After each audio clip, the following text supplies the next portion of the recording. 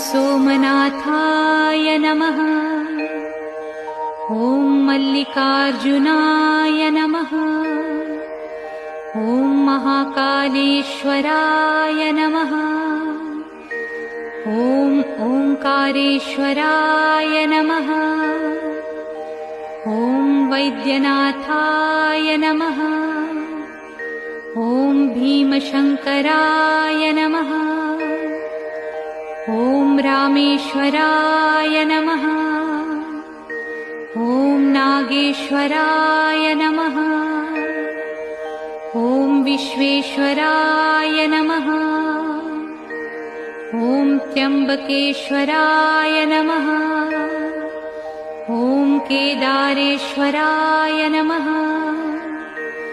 ॐ भुस्मेश्वराय नमः।